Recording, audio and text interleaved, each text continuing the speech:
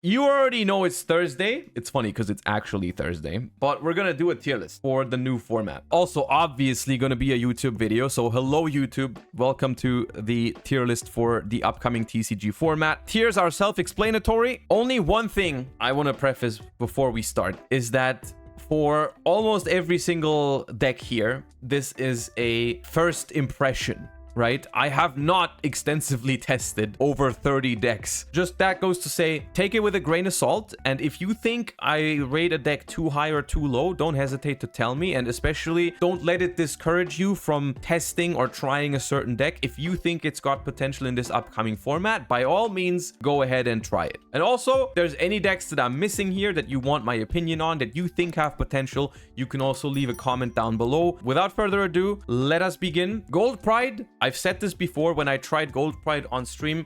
It's an archetype that really needed a ban list to shine, to become a viable deck. However, since this current ban list, I did like the ban list. I think it made some very cool and impactful changes. It still didn't feel like a ban list that really slaughtered a lot of decks. Now, Drolan Lockbird, I predict is going to be a less popular card in the format, as someone in chat is mentioning. That is a good thing about it. I think the deck is a solid tier 2 contender. I don't think that the current top decks have been weakened enough for the point where Gold Pride really comes in as a top meta contender. I think it's a solid deck you can top regionals with, maybe even nationals. I don't think it's a top tier deck, but it's all right. You can play it. Almost the same, I think, applies to Mana Dome. I don't know which of the two decks is better, but Mana Dome, specifically Mana Dome Scareclaw, is the one I've played a little bit. I think has solid potential too, but that's probably it. I don't think either of those two decks is going to really break into the top tier territory, but if someone really wants to play them because they like their style,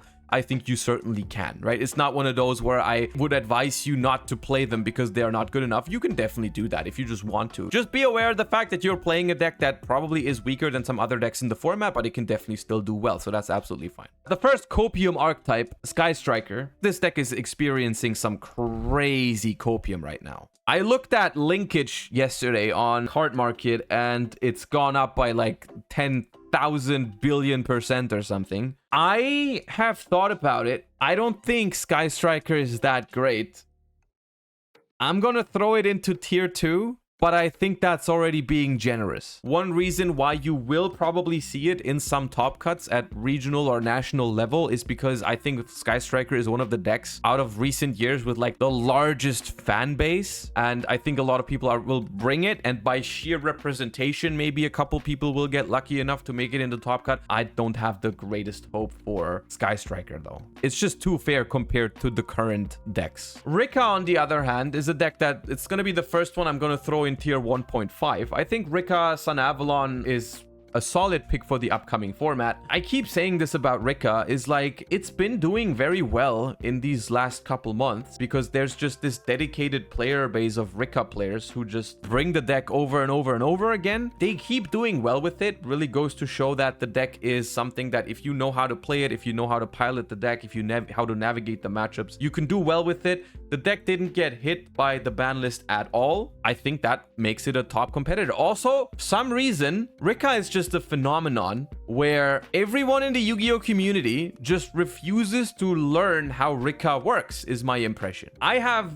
literally learned how to play Rika just a couple weeks ago because we played it in Master Duel or something. And let me tell you, my win rate against Rika has drastically gone up since I invested the time to play the deck myself. And now I know pretty much what they do, basically. And it's like, a lot of people just don't do that because you don't play against the deck that often. Like, only every once in a while, every other tournament, you'll face a Rika player and you have no idea what's going on, which is how it is for the majority of the community. And then that just gives you a little bit more of a win percentage. So there's that. The deck is solid, though. I encourage you to at least look at it. If you don't want to play it yourself, fine. I don't think you have to. I don't think it's tier 1 best deck. You have to play it. But at least look at it in terms of how to play against it, I think. It's getting to the point where you should really be doing that. Super Heavy Samurai, how do I say this? As a deck, I think it goes somewhere here. Pure Super Heavy Samurai is something that I don't have hope for, honestly, simply because the deck was really centered around that. Draw one of your 1-card combo starters, which you could theoretically play 12 copies of, right? You had the Bike,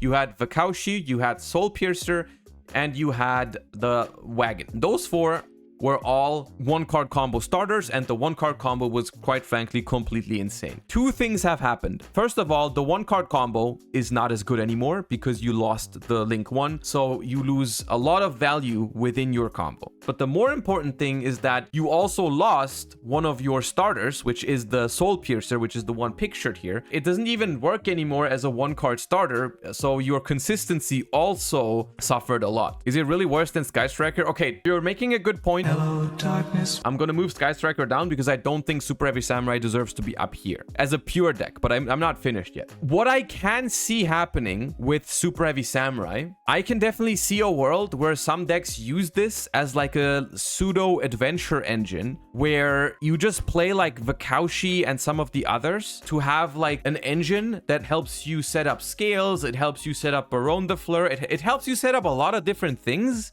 before you start playing, or it helps you play through boards when you go second because you just have more pushes. If you open one of the Super Heavy Samurai starters, you can start playing with that, force interruptions before you do your actual stuff. I advised you to not do that before the ban list. I told you just play pure Super Heavy Samurai because the deck is good enough on its own. It has enough combo starters on its own. There's no need to mix it. I think now is the time where you do want to mix it because it's not consistent and strong enough on its own anymore that I think a secondary engine for it can be really smart. In that sense, I think it definitely deserves a spot in the tier 2 as an engine. People in chat have been saying there's been versions floating around where you use the Super Heavy Samurais to make Baron plus a rank 4 before you start playing. So you can do something like make Alimbertion to find your circular, which please don't do that. But anyways, you know what's possible, right? Those type of things I can see being like viable combo piles. I don't think that's sort of like best deck in the format material, but I can definitely see it popping up here and there. Branded. Now, we've talked about this on stream already plenty of times, and I said I would never put Branded into tier 1 ever again because putting Branded into tier 1 is the opposite of a self-fulfilling prophecy. It's basically a how do you say it?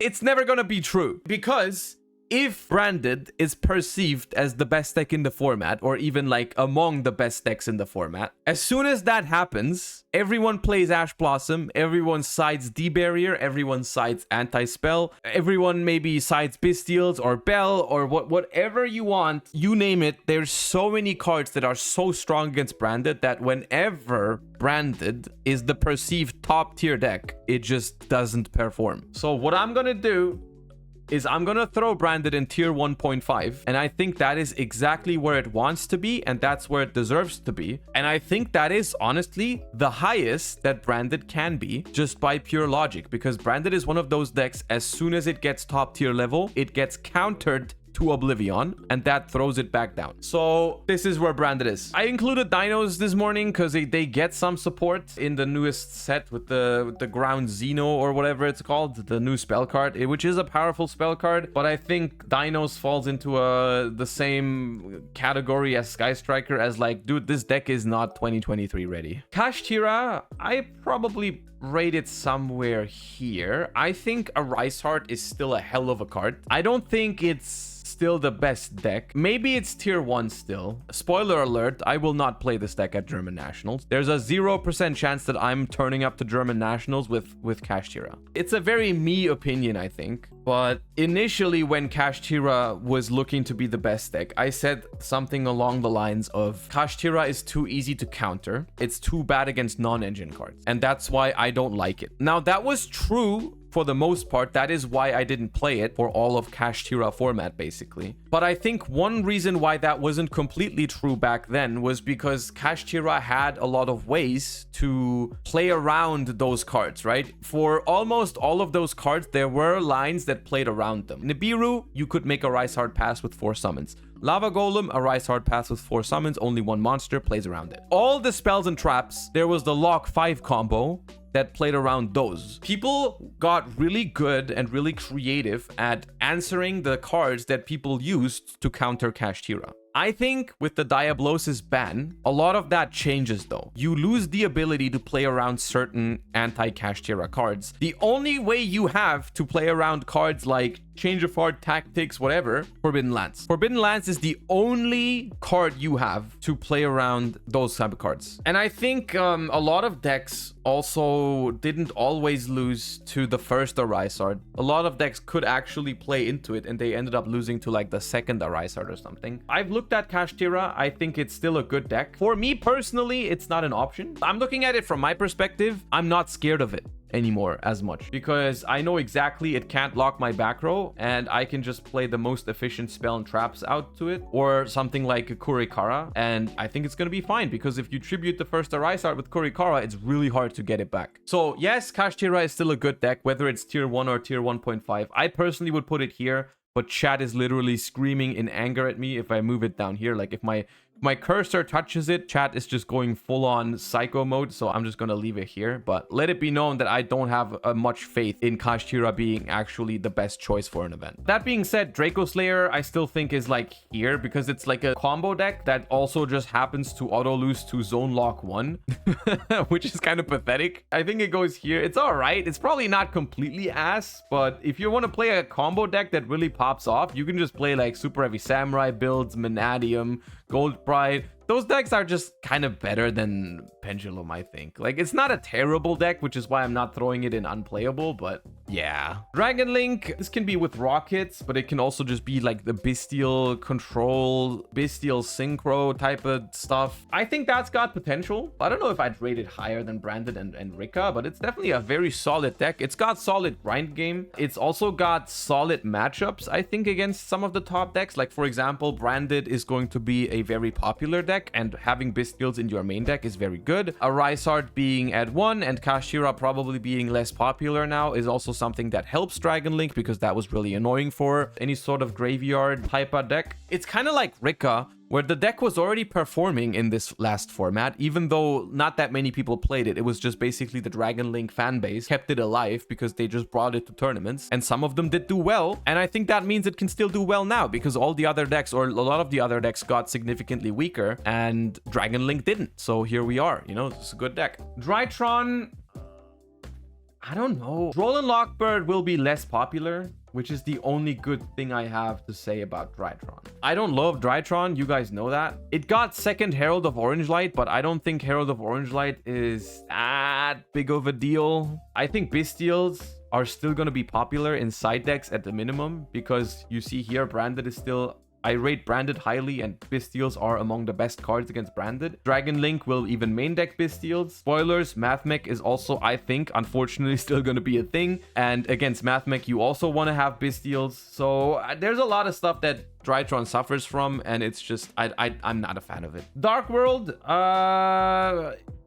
is kind of like Drytron, but better, because it's like degenerate combo pile that really benefits from Droll and Lockbird not being in the format, but it's just better. Will Droll not be a staple in a lot of decks? See, that's something that remains to be seen, but I think Droll and Lockbird's main reason for making it into so many decks was Super Heavy Samurai, and Super Heavy Samurai is probably one of the decks that got shafted the most by the ban list. So with Super Heavy Samurai's play rate going down, so will probably Droll and Lockbird's play rate. Anyways, Dark World is okay. I think its big problem is that going second is not going to be a very good deck. Simple as that. Going first is all right. Pretty scary, actually. Probably low tier 2.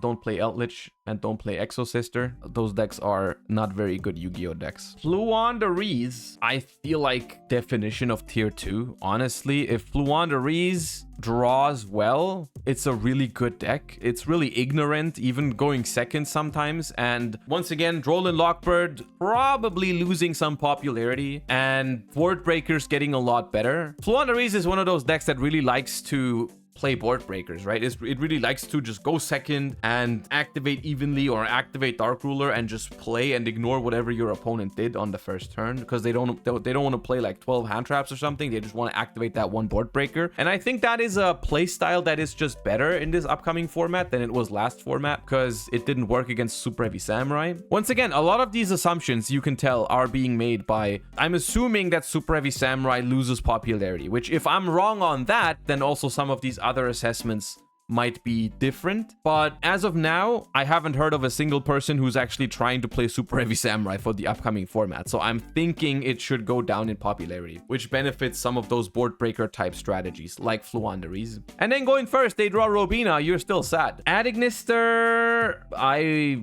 don't think you should be playing Adignister. Probably here. I don't see kaijus going anywhere, even though the number of kaijus will probably go down a little bit. If everyone is playing Kurikara, no one's playing kaijus, then Adignister would actually be interesting, because if your towers hits the board, you just win the game. But I still think there's going to be a good amount of kaijus, because they're just solid cards, let's be real. So I don't advise you to play Adignister, although I don't think it's completely dead. Like, the decks down here, I think, are legit, like, dead. The decks up here are like, you could maybe. Labyrinth is pretty good. The only card Labyrinth lost on the ban list was Gamma, which I honestly think hitting Gamma to 1 was a very big hit to mainly 2 decks. The number 1 deck that it hit was Super Heavy, because it was one of the best hand traps in Super Heavy, and Labyrinth, because the Furniture Labyrinth build really loved Gamma. Gamma was like the perfect card for Labyrinth, because when you go first, you don't summon a monster very often. So you can just use Gamma as a hand trap even when you go first, which is the dream scenario. That's the biggest downside of Gamma, is that it doesn't work when you go first. And in Labyrinth, that didn't matter. So I think that hurts a bit more than you think, but still Labyrinth is a top tier deck, I think. Whether the Furniture build or the Floodgate build is going to be better, I don't know. I predict the Furniture build is going to be better because it's more resilient to hate. Labyrinth in general suffers a little bit from the same paradox as Branded. We saw this last format where they were literally trying to commit hate crimes against Labyrinth players, right? At the regional, I played Labyrinth. They went battle phase, activate evenly. I went Judgment, main phase 2, they summon friggin' Denko Sekka. In 2023, I got Denko Sekka because people hated Labyrinth so much. People are playing freaking Jinzo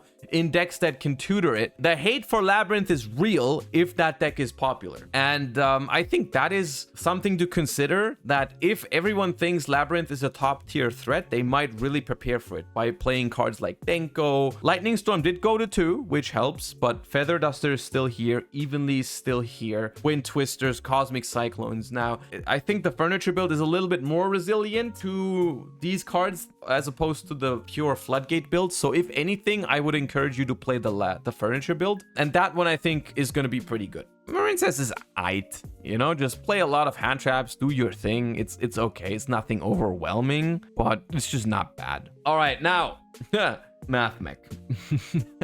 Now, as much as I would like it to be here, this is where I want it to be. I don't think that's where it is. Now, we watched Pack's tier list yesterday, and Pack was like, this deck is still really good. I think he put it in tier 1.5. And the reasoning for it was that going from 3 to 1 circular is something you can manage because you can replace it, basically. You have other ways to find it. There's this new Firewall package that leads to a rank 4. There's this new Spirit monster that lets you make an instant rank 4. You can even play the Super Heavy Samurais to make an instant rank 4. To go Alimbertion to grab Circular and so on and so forth. I have a few issues with that and why I think that's not that great. I'm still gonna put Mathmech in tier 2. All of those lines that get you to Circular are so much worse than just drawing Circular. Drawing Circular was so much more resilient to most of the hand traps than all of those lines. If I have to go to a rank 4 to find Circular, I lose to Ash, Imperm, Veiler, even Mourner. Every single one of those I lose to if I have to search my Circular. I don't have a follow-up Circular for the grind game. And I also don't have a Alimbertion in my Mathmech combo, right? Because normally you would like use Circular to get to Alimbertion, and then the Alimbertion would find you like Diameter. So like, what if you have to go for Alimbertion and then Circular, you don't have Diameter, right? I don't know exactly how the combos work. You probably still have some sort of combo there, but it's just worse. And then there's cards like Small World and Signet Mining, which of course can still find the Circular, but all of those cards that you have to include now, all of those engines take away like non-engine slots, right? Because you go like, oh, the full Firewall package, that's more slots than 2 Circulars. So you're losing non-engine slots, you're making yourself more vulnerable to hand traps, you have less follow-up because you only have 1 Circular. It's just overall a worse concept. It's not dead, but we take it. It's a victory in my books. We're getting into Runic territory. Let me pull up all the Runics. This is probably to no one's surprise. I think Runic decks are the big winners of this ban list. With the exception of Naturia Runic, we'll talk about that in a second. Fun fact, my YCS London Runic Sprite deck, Runic Live Twin Sprite, is still completely legal. They put Fountain to 2, I played 2 Fountains. They put Starter to 2, I played 1 Starter. The deck is still completely legal. In my opinion, it was the best deck for YCS London, and you can still play it. Most of the other decks getting weaker, you can still play the exact same deck. So I have no choice but to put it into tier 1. I still think the deck was great, and it just got a lot better. Another deck that I think has great potential is the Dinkabui deck. I have not played per hire Runic Sprite at all. It's something I plan to try, but I can't help but think if it was good for YCS London, then it has to be good now. Maybe I'm gonna put it at the top of here because I can't do anything other than just attest it. Like, it has great potential. That's what I know, but I don't know exactly where it ends up. Now, Naturia Runic, in my opinion, is the one deck here that really took a hit on this ban list. I personally think that the hit is quite significant. I think 1 Sacred Tree is a big deal. If you could choose 1 card to open, like every single game, you would take Sacred Tree because it's just the best card in the deck, I think, because you just like activate any Runic, discard the tree, you have everything together, you go +1, you have Fountain, you have your Naturia. It's the best card in the deck, and that card being limited means you don't open it as much, you run out of it. The deck is not dead, but I don't think it's as good as it was. I think it's kind of like a shadow of itself. I'm gonna throw it here. And then we have Plunder Runic, which I think previously was weaker than Naturia Runic, but now I think it's along the same, maybe even better. Like, I like this deck, actually. It's like, I've played this deck a little bit. I tested it for YCS London. I think it's a solid deck. Runic Sprite without twins, it's something I've tried a decent amount last format. It did struggle a decent amount with a Rysart. Without Elf, the Sprite engine just doesn't have the win condition that it used to have. I think it needs another engine, right? Yeah, Pure is probably not even that great. I don't think Sprite Runic without any complementary engine is just good enough anymore. So yeah, I'm actually throwing it down here as much as it hurts, but yeah. Purely, my first reaction was that Delicious Memory wasn't that big of a hit. I was definitely wrong on that. I didn't realize why. I looked at it in the way where I thought Delicious Memory was just not that great of a card, which it's not. What makes Delicious Memory so important is the fact that it's mentioned on Plump. The fact that it's mentioned on Plump is a really big deal. I think going first purely is just, it doesn't really have anything going for it. You can't consistently do what you're trying to do. Going second purely is something I think is interesting. Of course, playing a going second deck is always kind of scary, right? It's always a shaky thing to do. But if you want to play purely, that's how you want to do it. And I think that deck has some potential because the plays are pretty solid going second, right? The Zeus lines, the happiness lines, I like it. The fact that you don't rely that much on Plump going second, I think that's how you want to play purely. And then they do get more support in the future. Also, I just realized I forgot Vanquish Soul in this when I made it this morning. I would put Vanquish Soul somewhere in tier 2, probably lower end of tier 2. Maybe the editor can put in a little Vanquish Soul card somewhere here at the end. Let's just not talk about Salamangreat, okay? Let's just not. Melfi Sprite lost a starter, but I think a lot of the other decks lost a lot more. I think Melfi Sprite goes tier 1.5. You can like play decently well into a Rysart. Your going first board is solid. You have a decent amount of room for non-engine. Let it be hand traps, let it be board breakers. I think Melfi Sprite is all right, you know? Sword Soul is one of the decks that really benefits from most of the other decks losing a little bit, you know? Like, Sword Soul was always that deck that was like kind of too fair for everything. It was okay, but everything else was kind of just a little bit better, and a lot of other decks got a little bit worse, so Sword Soul is catching up. There is some synchro combo variants with Denglong. Those, I can't say anything yet. That's something I haven't seen yet. If that completely changes the Sword Soul game, maybe it even gets better than this. Tearlaments, surprisingly, is top the YCS in this last format. I don't understand how, but I think I'm gonna throw it somewhere tier 2. I don't have the greatest hope for Tearlament. I kind of think it's Copium. If it didn't top the last YCS in Philadelphia, I would have probably put it in tier 3. Trap Tricks, solid tier 3. Tri-Brigade Lyrilusk, tier 3. Third Recital Starling honestly doesn't even help. That is not what it needed. I don't even know what it does need. I don't think it needs anything because like it's just out of touch with the current power level.